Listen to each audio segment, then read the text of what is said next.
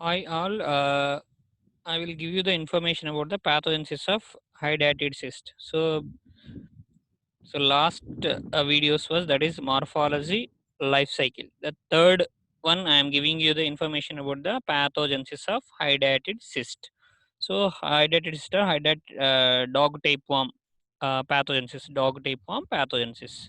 So here it is in man, the larval form which causes unilocular hydatid disease. So whereas in human beings, the larval form will cause the hydatid disease. So the modes of infection for human beings is the direct contact with infected dogs, or the next is uncooked vegetables, the feed of the animals on same bowl. So uh, intimate association with the dog. So these all are the modes of infection.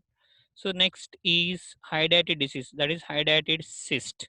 So here this is the disease will be seen in human beings. There is a larval form.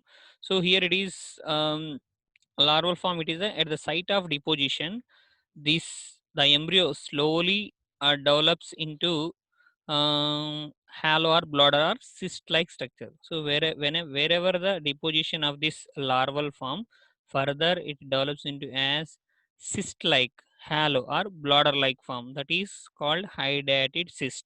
So if you observe the hydatid cyst, which will be the commonest site will be the that is commonest site, that is liver. So liver, it is the commonest site of hydatid disease. So if you observe the internal structure of hydatid cyst has pre-cyst, that is the outer layer. So here it is the outer layer, pre-cyst. The next is ectocyst, the next endocyst. Ectocyst and the endocyst. So ecto is intermediate host, endo outside. So here the endocyst will be having the egg or egg like structure. Egg, when you observe the egg, it will have the white color shell like structure will be seen, that is in endocyst. The next inside this having the endocyst, that is daughter cyst. So here it is the daughter cyst.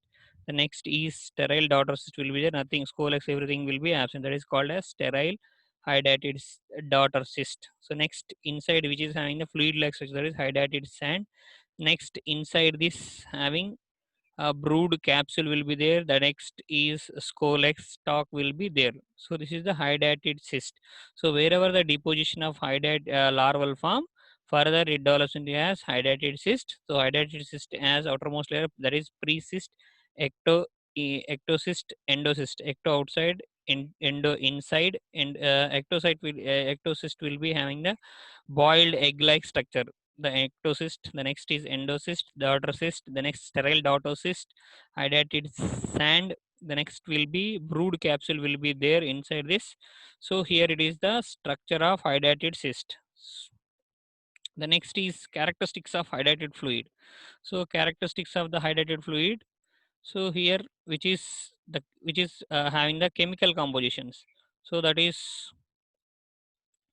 pale, clear, colorless, pale yellow colored. So it is low specific gravity, slightly acidic. So made up of it, the chemical composition sodium chloride and sodium sulfate and sodium phosphate. So antigenic in nature, which is used as antigen. So here it is used as antigen. That is, it will be explained in the next lecture. That is antigenic nature of the used as an antigen. So anaphylactic symptoms. So hydrated cyst fluid which contain granular deposits which is settled at the bottom, the named as hydatid sand. So here it is, the hydatid fluid will be settled at the bottom, that is named as hydatid sand. So which contains scolex, capsule, free scoleces and loose hooklets. So here is the characteristics of hydatid fluid. So what is acephalocysts? Acephalocyst means, so here it is the brood capsule are not formed and it formed without any scoleces. So brood capsules are absent without scoleces, that is named as acephalocyst, which are named as sterile acephalocysts.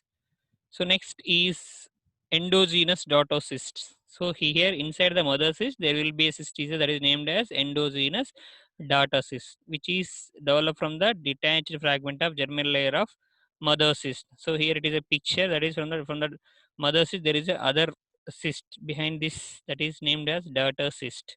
So exogenous cyst, which involves in liver, brain, heart, kidney, spleen, bone, muscle, etc. So liver is the commonest site.